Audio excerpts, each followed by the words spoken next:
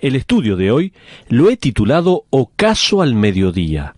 Está basado en Segunda de Reyes capítulo 23 y Segunda de Crónicas capítulo 35.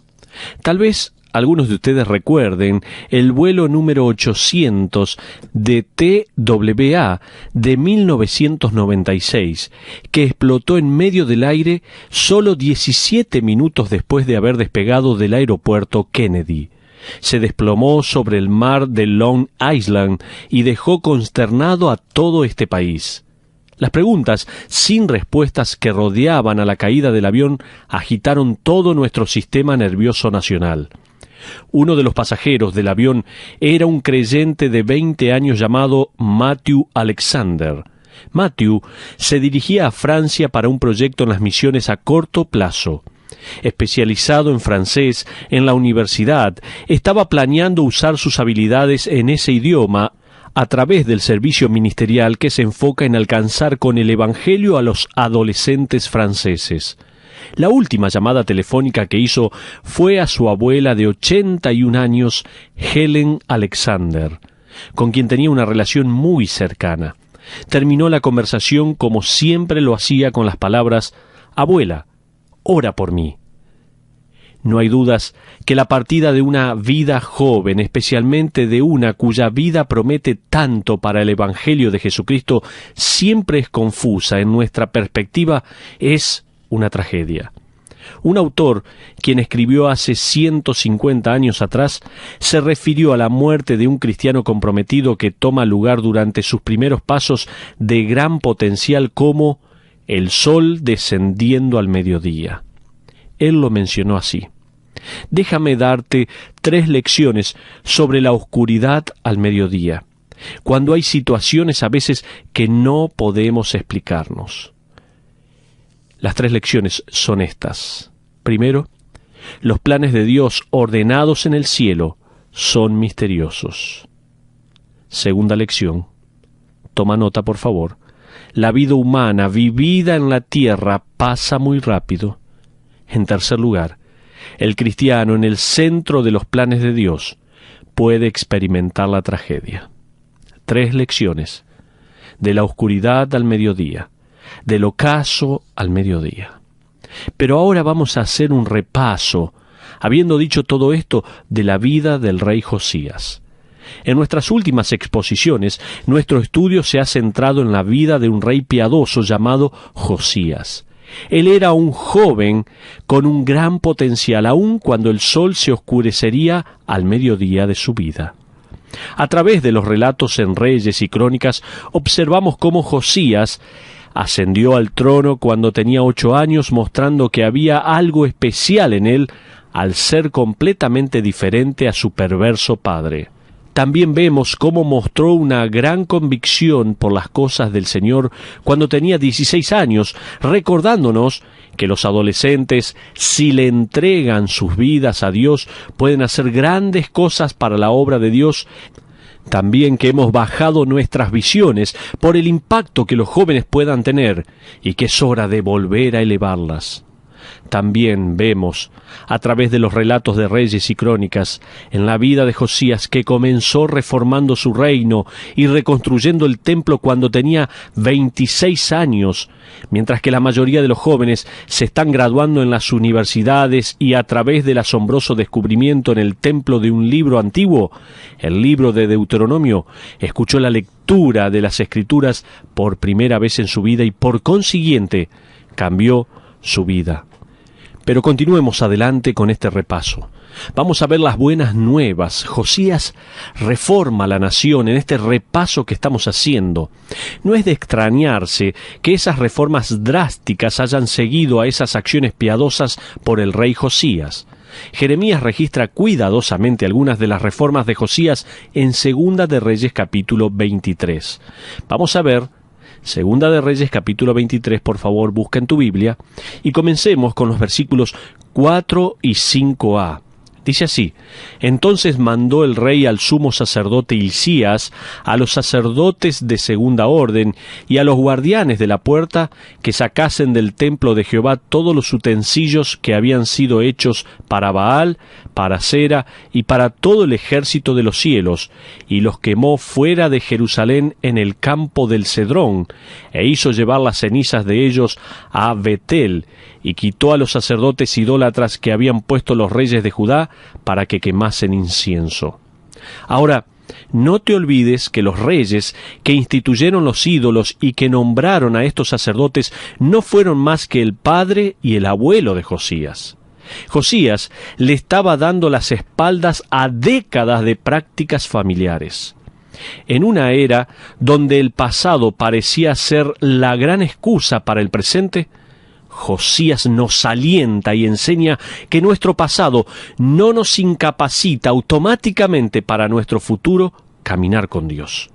Ahora, no tendremos todo el tiempo como para cubrir en detalle todas las reformas que realizó Josías, pero vamos a movernos rápidamente a través de algunos versículos. ¿Qué hizo? Él quemó a Asera. Versículo 6, mira el versículo 6, por favor. Hizo también sacar la imagen de Asera fuera de la casa de Jehová, fuera de Jerusalén, al valle del Cedrón, y la quemó en el valle del Cedrón, y la convirtió en polvo, y echó el polvo sobre los sepulcros de los hijos del pueblo. Tal vez recuerdes que Asera era una de las esposas de Baal. Su nombre significa madre tierra. Ella había trepado al sistema religioso hasta, como nos dice este versículo, encontrar un lugar dentro del templo. Esta no era la primera vez ni será la última que la imagen de la madre ha sido atada a la adoración religiosa.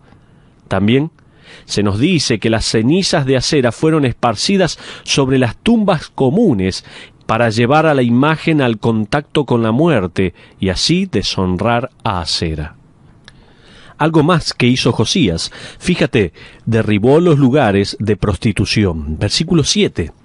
Miremos el versículo 7 en su primera parte. Dice: además derribó los lugares de prostitución idolátrica que estaban en la casa de Jehová. Piensa sobre este versículo un momento.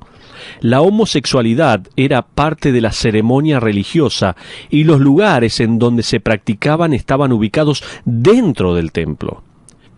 ¿Cómo puede ser que esta práctica, que en ese momento se consideraba y aún hoy se considera, como se nos dice en Romanos capítulo 1, una abominación contra el Señor y un pecado del cual se debe escapar, se convierta en parte de una ceremonia religiosa?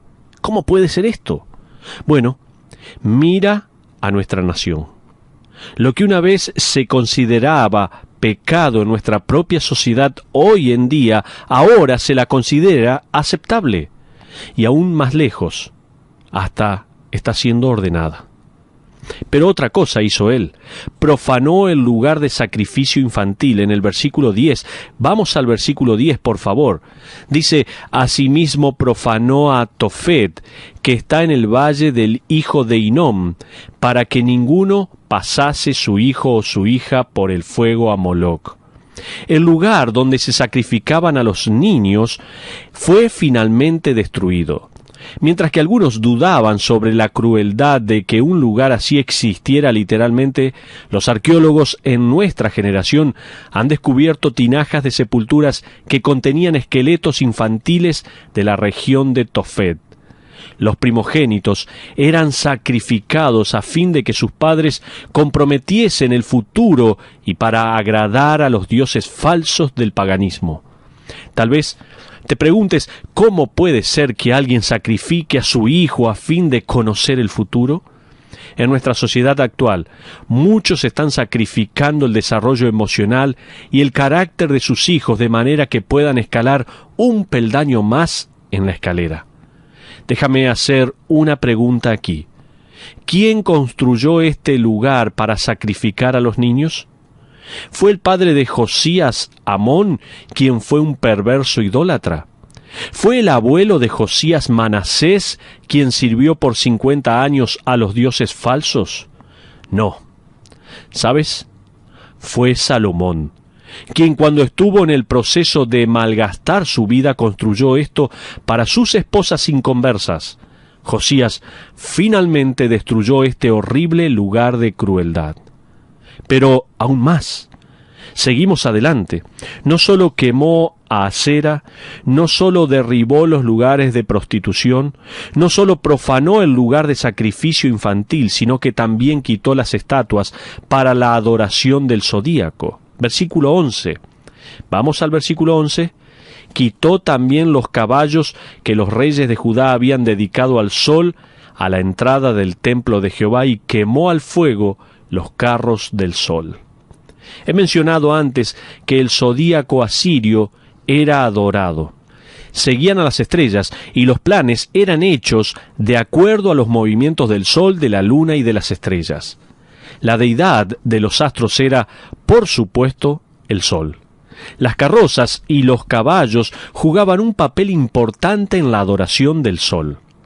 Ellos creían que el dios Sol conducía su carroza de fuego a través del cielo. En este texto se nos dice que las grandes estatuas fueron creadas al retratar a los caballos del dios Sol y fueron ubicados a la entrada del templo de todos los lugares. La última parte del versículo 11 hace mención a las carrozas del Sol. Ellas eran sin lugar a dudas asombrosas y hermosas a la vista. Mi esposa y yo vivimos en Irving, Texas, mientras yo asistía al seminario bíblico. Cerca, en el pueblo llamado Las Colinas, había un gran edificio de oficina comercial. En el patio tenía una exhibición que literalmente pararía el tránsito cuando se la veía por primera vez. Un conocido escultor había tallado caballos de bronce en tamaño real. Había 4 o 5 de ellos, incluyendo un joven potrillo. Tenían clase a pesar de que estaban en pleno galope y corriendo a través de una corriente de agua. Los chorros de agua o las fuentes habían sido preparadas de manera tal que cuando cualquiera de las patas de los caballos tocara el agua, salpicaría agua a su alrededor. Quitaba la respiración. Solo puedo imaginarme el despliegue de caballos y carros dedicados al dios Sol, descritos en este versículo, como si fuesen igual de magníficos y asombrosos. Josías los fundió y destruyó las imágenes de los dioses falsos que habían cautivado al pueblo israelita. Pero algo más hizo él. Dice que lidió con los sacerdotes falsos. Versículo 9, por favor. Vamos ahí. Déjame agregar esta otra anotación. Los sacerdotes falsos que llevaban adelante la religión falsa son mencionados a lo largo de este capítulo. Algunos, evidentemente, creerían, mientras que otros, como nos dice especialmente el versículo 9, nunca se arrepentirían. Muchos creen que la palabra griega para sacerdote viene de la raíz que significa ser negro. Evidentemente, estos sacerdotes, en oposición a la adoración a Jehová, cuyos seguidores, según el Apocalipsis, serán un día vestidos de blanco, estos sacerdotes usaban túnicas negras, cofias negras y sandalias negras. Pero sigue aún más lo que Josías hizo. Destruyó un antiguo altar y completó una profecía concerniente a Josías en los versículos 17 y 18. Permíteme señalar un cumplimiento profético aquí. Mira estos versículos 17 y 18a. Mientras Josías se fue a Betel para destruir el antiguo altar que se encontraba allí. Dice la Biblia: después dijo, ¿qué monumento es este que veo?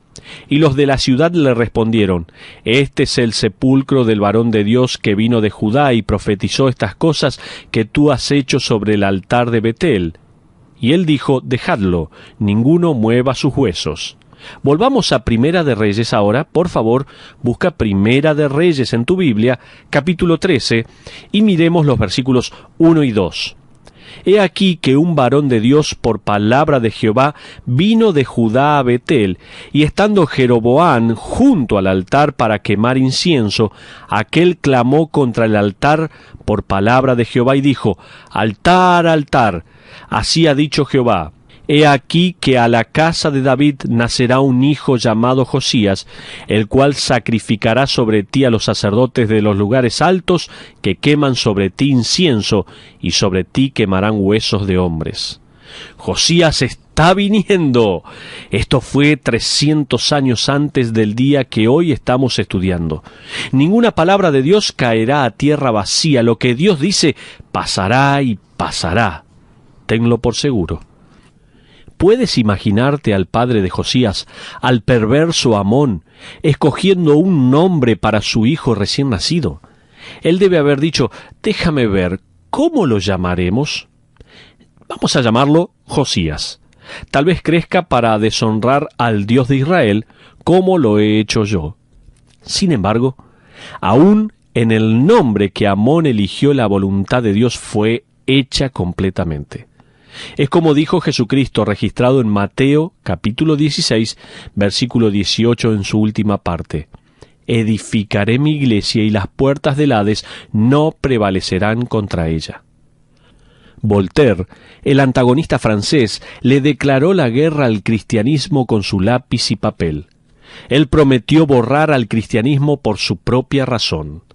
El filósofo francés no aceptó las doctrinas del cristianismo.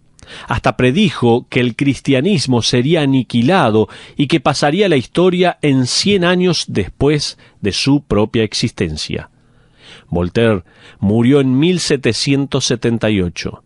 En 1828, 50 años después de su muerte, la Sociedad Bíblica de Génova se mudó a su casa.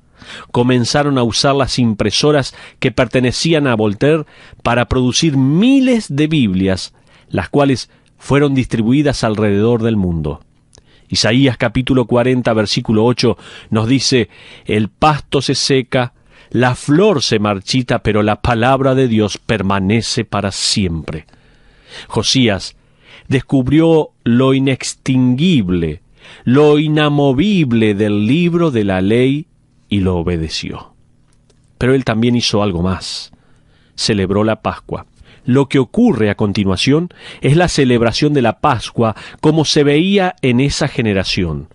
Busca en Segunda Crónicas, por favor, Segunda Crónicas capítulo 35, y mira los versículos 17 y 18 del registro de Esdras sobre Josías.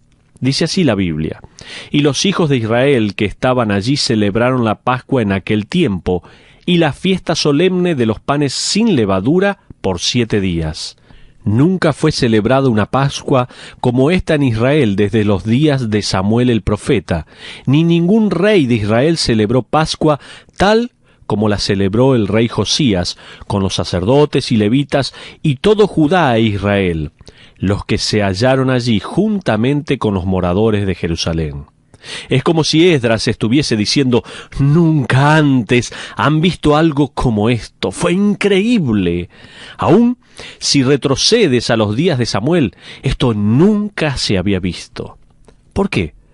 Porque Josías se había puesto en contacto con la palabra y había dicho: se supone que vivamos así, y Josías restituyó la Pascua. Quiero mostrarte 2 lecciones mientras el sol brilló vivazmente. Déjame dibujar de la biografía de Josías 2 lecciones críticas para nosotros.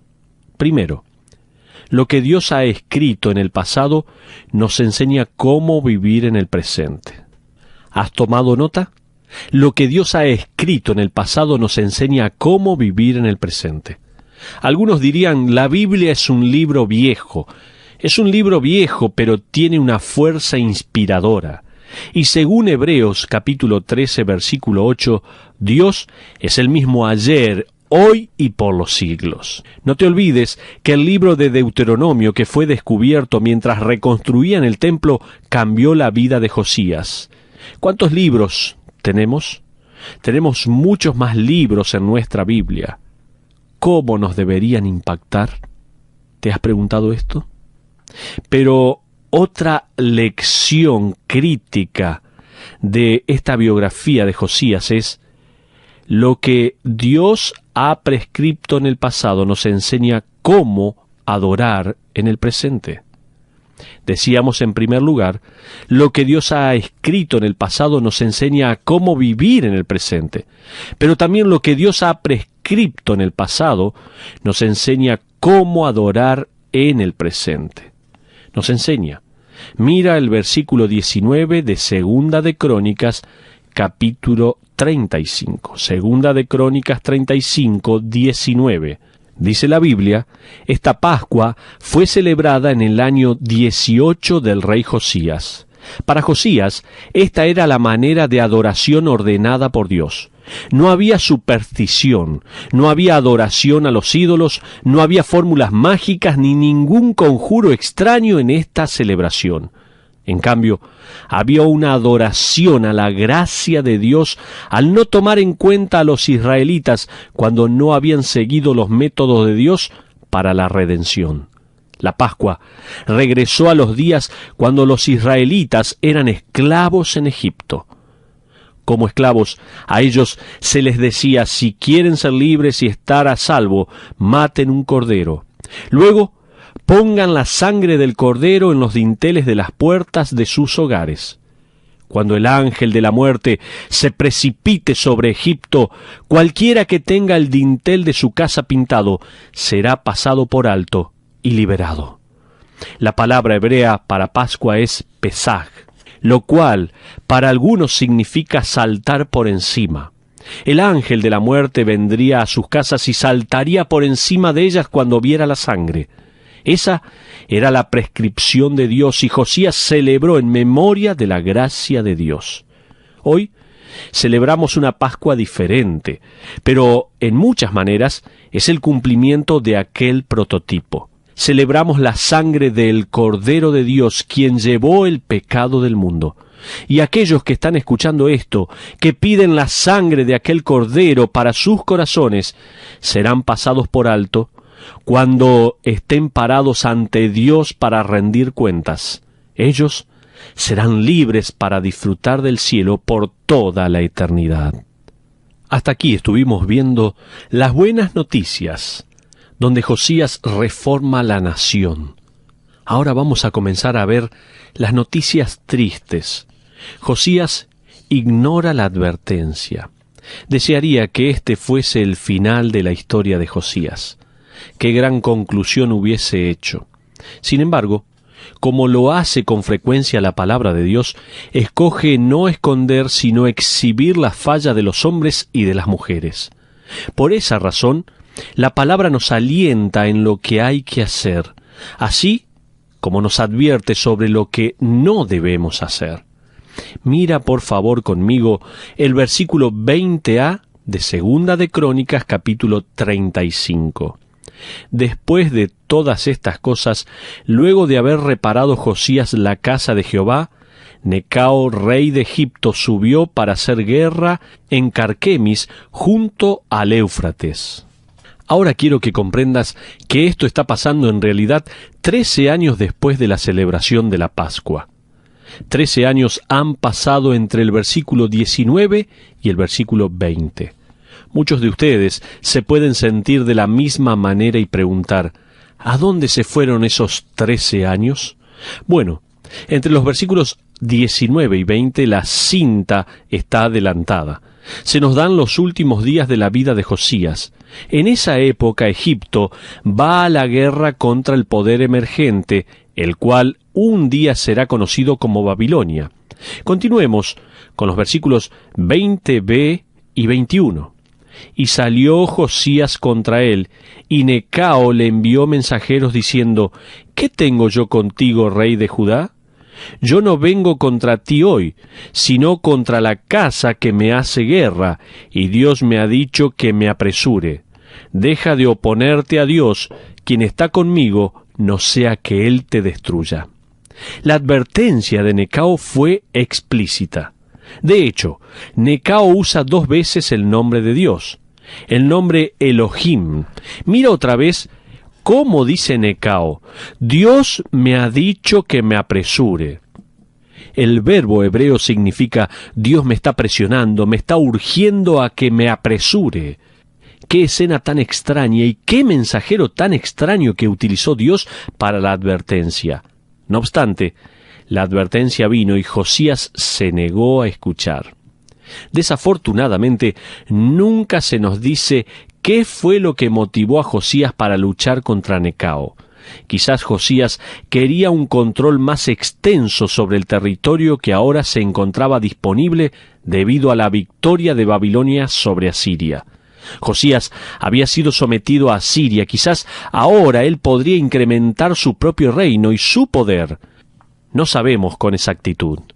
Los historiadores nos cuentan que Necao II fue un príncipe guerrero. También era un habilidoso hombre de negocios que consiguió 2 flotas de barcos para el comercio y para la exploración. De hecho, fue bajo su gobierno que los marineros fenicios navegaron por primera vez a África. Debes saber que en los planes de Dios, Egipto perdería en su batalla contra la joven Babilonia. Esto acabaría con su poder dominante en el Medio Oeste.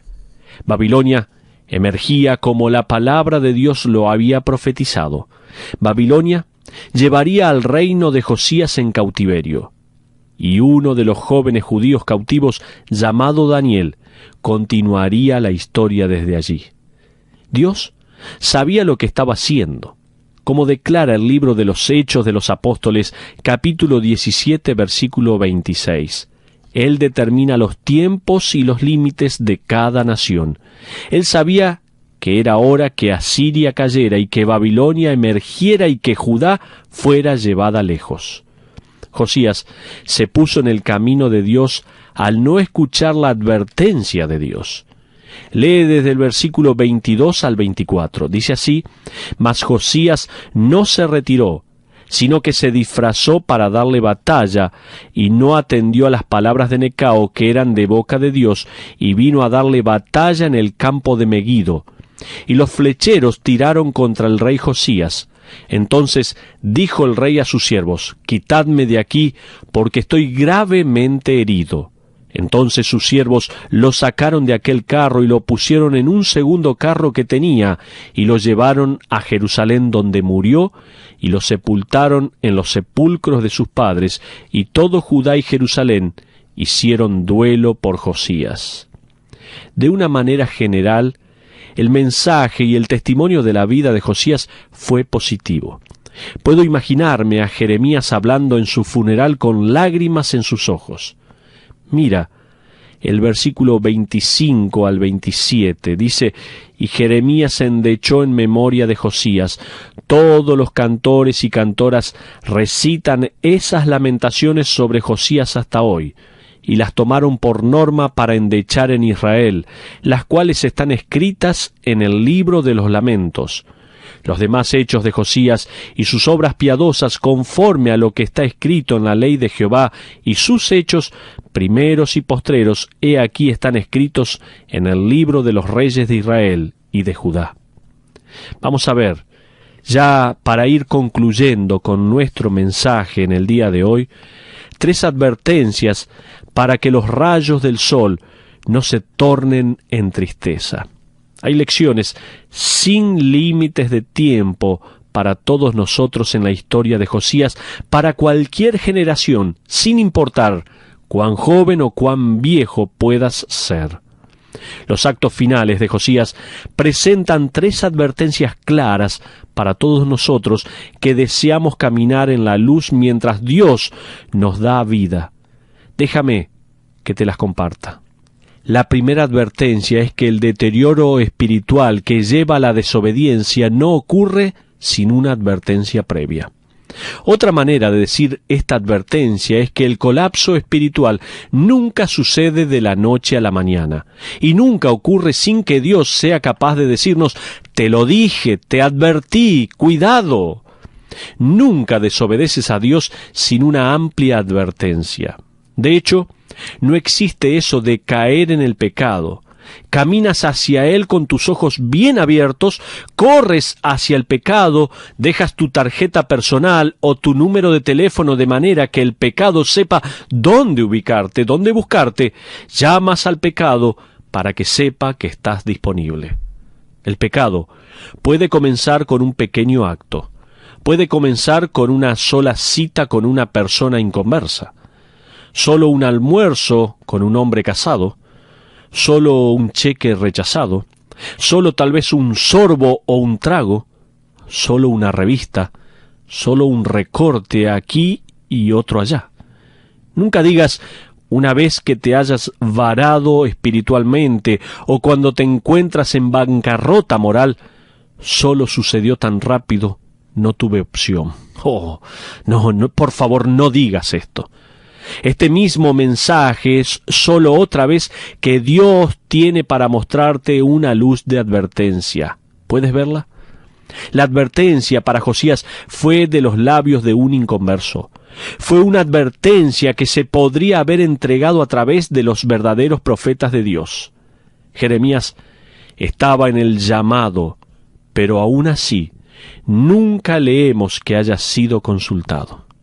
La segunda advertencia del colapso de Josías es que tomar decisiones sabias en la juventud no garantiza que decisiones sabias sean tomadas en una edad adulta. Mackintosh escribió hace un siglo atrás en su comentario Notas del Génesis, y él decía esto: más de una embarcación ha zarpado del puerto con un estilo galante, con todas sus velas desplegadas, con vitoreos y gritos, y con más de una promesa de un pasaje en primera clase. Pero qué pena. Tormentas, olas, rocas, arenas movedizas han cambiado el aspecto de las cosas, y la embarcación que comenzó con esperanzas ha acabado en un desastre. Esa es otra manera de decir que nunca hay un punto en tu vida cuando puedes pararte en el pasado. El Nuevo Testamento está repleto de exhortaciones para que el creyente esté alerta, para que esté en guardia. No te detengas hasta llegar a la línea final. Pero, como Pablo dijo, como un corredor olímpico, corres hasta la línea final para terminar bien. Hace poco miré la posta olímpica de mujeres 4x100. El soporte del equipo estadounidense estaba apresurando el paso, estaba volando. La competición le estaba respirando en la nuca. Durante los últimos 15 o 20 pasos, ella luchó contra las competidoras. La cámara de televisión la mostró haciendo muecas, estaba dando todo lo que podía dar, y ella ganó la medalla de oro. Esta es la imagen de la experiencia cristiana. Estamos corriendo, estamos compitiendo, estamos empujando y persiguiendo. Deseamos no solo comenzar bien, sino terminar bien. Por último, antes de mencionar la tercera advertencia, recordemos las dos primeras. Decíamos, en primer lugar, el deterioro espiritual que lleva a la desobediencia no ocurre sin una advertencia previa. Dios te está advirtiendo, cuidado. En segundo lugar, tomar decisiones sabias en la juventud no garantiza que se tomen decisiones sabias en una edad madura. La tercera advertencia, para que estos rayos del sol no se tornen en tristeza, es que el mejor momento para caminar con Dios no fue ayer ni otro día. El mejor momento para caminar con Dios es el de hoy. La advertencia final es que el mejor momento para caminar con Dios no fue ayer ni otro día. El mejor momento para caminar con Dios es hoy. Es el hoy. Mi casa de la infancia tenía una placa con una frase familiar similar. Estaba colgada donde todos la podían leer. Decía así: solo una vida, la cual pronto pasará. Solo lo que hagamos para Cristo permanecerá. No sé cómo ha sido tu pasado y nadie sabe cómo será tu futuro. Sin embargo, sé con la autoridad de la palabra de Dios que hoy es el mejor momento para caminar con Dios. David Livingstone, el famoso misionero que fue al África, escribió en su diario en 1871 estas palabras: «Oh Padre mío, ayúdame a terminar mi trabajo en tu honor». La única manera que tú y yo podemos unir las filas con las de David Livingstone es caminando con Dios hoy. Nuestra canción debería ser: en mi vida, Señor, sé glorificado, sé glorificado. En mi vida, Señor, sé glorificado hoy. Ojalá que este sea también tu sentir en el día de hoy. Si necesitas orar, si necesitas confesar tus pecados, si Dios te está advirtiendo, aléjate del pecado, porque hoy es necesario vivir para Dios. Padre, te alabamos. Gracias por tu palabra. Gracias por las advertencias que tenemos en tu palabra, que nos ayudan a vivir una vida agradable a ti. Perdona nuestros pecados, límpianos de toda maldad, restablece nuestra comunión contigo. Señor, ayúdanos a vivir para ti en el día de hoy, y así cada día hasta que tú nos vengas a buscar o que pasemos a tu presencia. Te alabamos en el nombre de Cristo Jesús. Amén.